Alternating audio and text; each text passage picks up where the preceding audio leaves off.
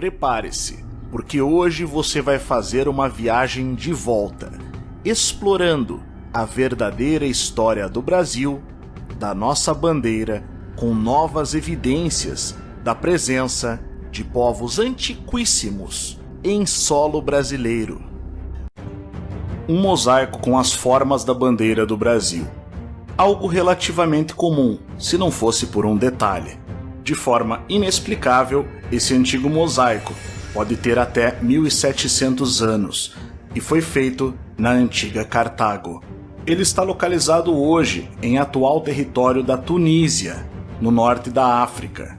E as semelhanças com a bandeira brasileira são impressionantes, tanto nas cores quanto no formato e nas formas geométricas. Esse assunto com certeza pode ser enquadrado na história secreta do Brasil. E nós vamos descobrir por quê. O mosaico em questão chama-se Mosaico do Cavalo, datado do período romano, e tem aproximadamente 12 por 9 metros. Foi encontrado em 1960, no sítio arqueológico de Cartago, na atual Tunísia. O mosaico é um tabuleiro de xadrez, que alterna entre pequenas pinturas figuradas, principalmente representações de cavalos e composições geométricas. Como disse o arqueólogo tunisiano Azzedine Beshaour, esse rico catálogo iconográfico é, até então, inigualável. Os arqueólogos e especialistas não têm certeza de quando ele foi construído. Estima-se que entre o terceiro e o quinto século da era cristã, e pode ter passado por sua última restauração por volta de 1584. Isso baseado nos diferentes métodos de datação utilizados e nos resultados obtidos por eles. A atual bandeira do Brasil só foi criada em 1890, após a proclamação da República. Então, como explicar uma bandeira tão semelhante à brasileira na antiga cidade de Cartago? E mais ainda, teriam esses antigos mosaicos cartagineses inspirado, de algum modo, a criação da atual bandeira do Brasil?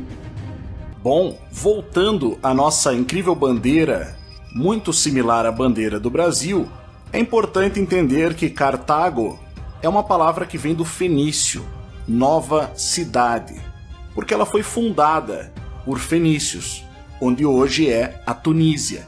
A cidade desenvolveu-se a partir de uma colônia fenícia para a capital de um império púnico, que dominou grande parte do sudoeste do Mediterrâneo durante o primeiro milênio antes de Cristo.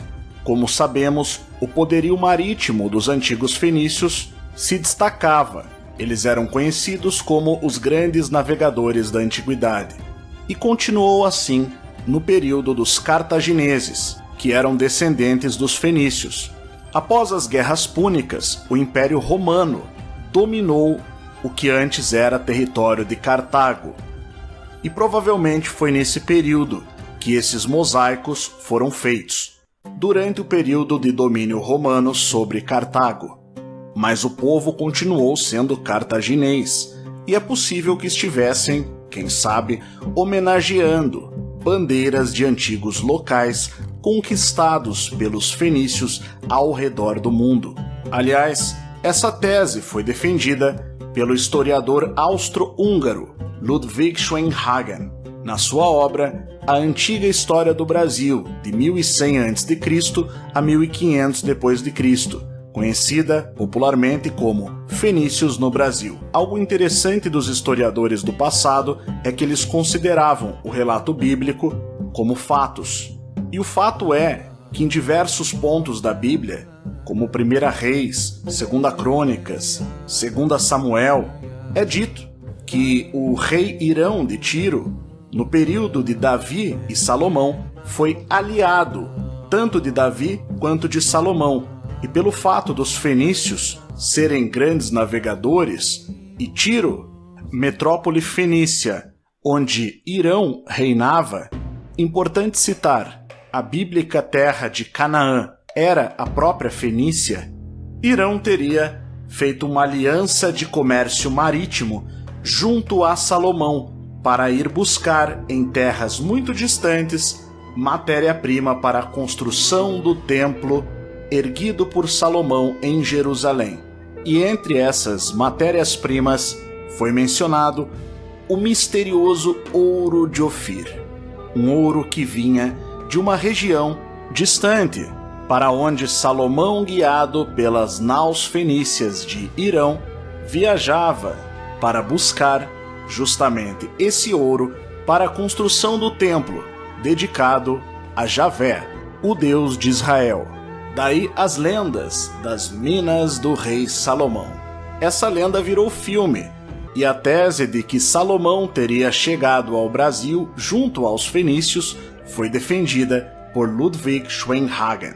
Antes da liberação da informação com a internet, essa informação era conhecida apenas por sociedades secretas, ou discretas, digamos assim, em território brasileiro, e acabou sendo abafada pelos órgãos que ditavam a história oficial do Brasil. Mas será que existem evidências de que fenícios realmente estiveram no Brasil? A resposta é sim, e a maior delas pode estar estampada em um dos maiores cartões postais do país, a Pedra da Gávea, no Rio de Janeiro. Com 842 metros de altitude, a Pedra da Gávea é o maior bloco montanhoso à beira-mar do mundo. E olhando para ela, você tem o que parece ser um rosto, com inscrições no que parece ser a cabeça de uma enorme escultura. Mas é claro que oficialmente esse não é o caso. Oficialmente você está vendo apenas erosão. Mas ao longo da história, muita gente pensou se tratar mesmo de inscrições muito antigas. Foi no início do século XIX que o imperador Dom Pedro I recebeu o relato do padre Benigno da Cunha de que haviam misteriosas inscrições no alto da pedra. Em 1839, o Instituto Histórico e Geográfico do Brasil resolveu se aprofundar no estudo dessas inscrições, formando inclusive uma comissão com os historiadores Manuel de Araújo Porto Alegre e J. Cunha Barbosa, além do capelão imperial. A expedição subiu a montanha, percorreu todos os pontos acessíveis e registrou as inscrições. O relatório final diz que a descoberta pode provocar uma revolução na história, sendo, portanto, uma grande descoberta, mas não chega a afirmar que se tratam de fato de inscrições fenícias. Já na década de 20, quem questionou esse estudo do IHGB foi o jornal O Globo, que colocou em dúvida se os pesquisadores do Instituto Histórico e Geográfico do Brasil haviam de fato subido até as inscrições ou feito observações à distância com o uso de binóculos. E posteriormente, quem vai levar esse estudo mais adiante é justamente o arqueólogo e professor Bernardo de Azevedo da Silva Ramos, que conseguiu decodificar as inscrições e chegar a um resultado que, segundo ele, constituía-se de uma frase em uma língua antiga, o fenício arcaico. Segundo sua tradução, estava escrito: Tiro Fenícia, Badesir, primogênito de Jet-Baal. Segundo os historiadores, Badesir foi de fato um rei fenício e filho de Jet-Baal. Posteriormente, houve uma segunda tradução, que dizia que, na verdade, Jet-Baal é que era filho de Badesir.